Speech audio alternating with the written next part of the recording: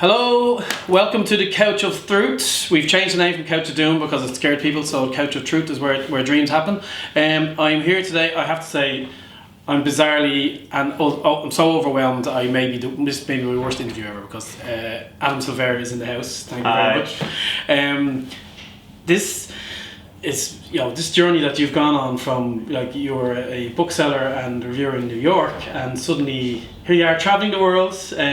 How has this all come about, and how are you finding it? Yeah, I mean, it's wild, because literally, so I was in London this past week, and we were seeing Cursed Child, and I've been a major Harry Potter fan since I was 11 years old, and I was writing Harry Potter fan fiction at that age as well, and I just started happy crying toward the end of the show, because it was my love for these books that inspired me to write, inspired me to travel across the country to see this show, and it was just such a powerful feeling. And it ultimately started with books, and I wasn't really a big reader as a kid. Harry Potter was the only thing I read until I was about 19 years old, and that's when I started branching out. But I've always been a big writer, and then I just started working on my first book, and here we are. Well, this is, and it was.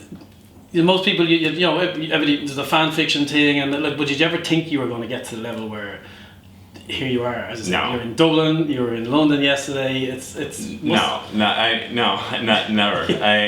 It's really bizarre still, and I definitely don't take it for granted. And I often tell people that I think that what I originally thought would happen when I set out to write a book was that I would write a book.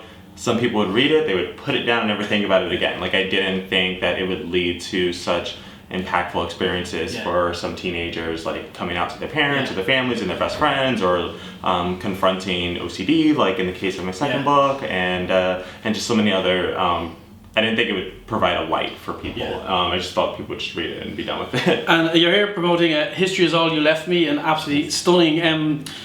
Grief and loss play a large part in your books. It's definitely a theme, and with what's coming down in the autumn.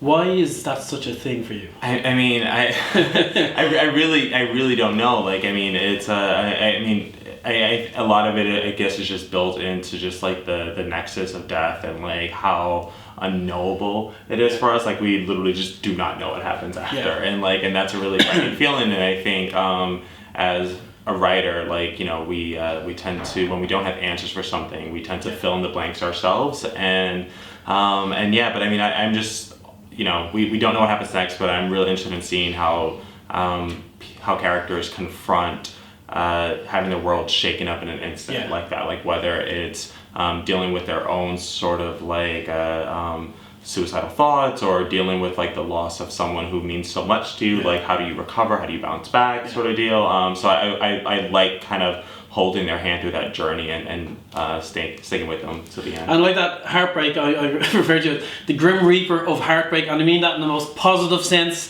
because sometimes heartbreak can be uplifting. I think people forget that it's that classic case of to experience something, you have to go through the depths to get out the other side. And I think that, again, that's something that I find when I've read your books is, I'm very sad.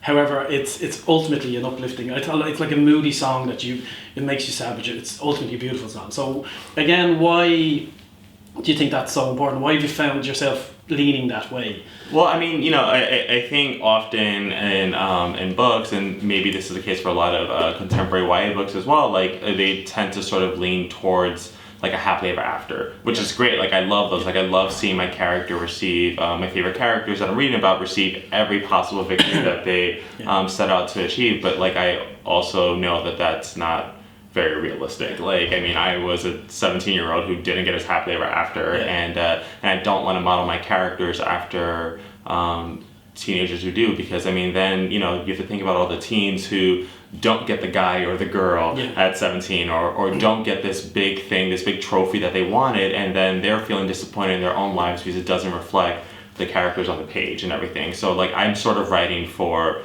that teenager, I think, who their happily ever after is maybe somewhere down the line. I'm 27, I still don't have my happily ever after, I'm still sorting through things, I'm still figuring things out, and I think that that's always gonna be the case. I actually don't believe in a single happily ever after. I think you just have sort of reoccurring happy beginnings and everything, but that life is always sort of a cycle where you have your ups and downs. And the characters of Griffin and Aaron, the lead characters in your books, normally an author would come in and you'd kind of say, it's a fictionalized character and you can tell they've pulled from other places, but am I right in assuming it feels like there's a lot of you in here, in those characters? Is that... Yeah, no, it's especially fair in the case of More Happy Than Not and Aaron Soto. Like, I mean, that was at one point, that book was literally straight up fan fiction of my life at one point. Like, and then I had the entire book, and I realized that it just didn't feel as strong, that like things that happened to me in my real life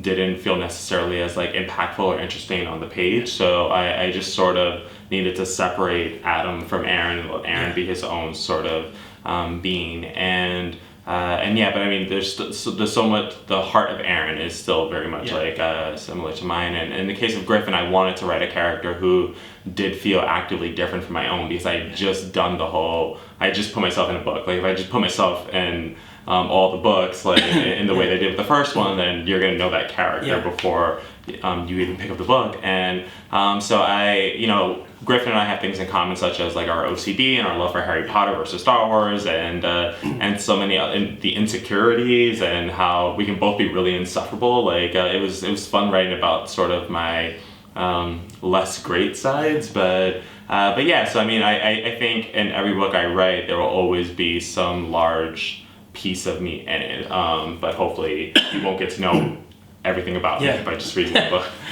And I seen an interview where you referred to you've always wanted to write dude stories. And actually in the last few years it's kind of exponentially grown, and the demand is there, and especially within the YA community. I think that's where it's really kind of welcomed, and I suppose we call it a community because everybody is in it together. Why do you think it's in the past few years it's become such a big thing? Well, I really do think social media has had a major impact in elevating what we want to see more in fiction. Like, just huge voices are speaking out and saying like, oh yeah, I'm fine with X story, but it'd be great to see more of Y story. And then you have writers who potentially have been dying to write the Y story, but they're like, X story is the only story that sells, sort of deal. And now we're seeing box office numbers for movies that are so successful that before we wouldn't have anticipated that. Before, between Wonder Woman and Get Out and everything, like, these are movies 5-6 years ago or whatever, we can't necessarily have promised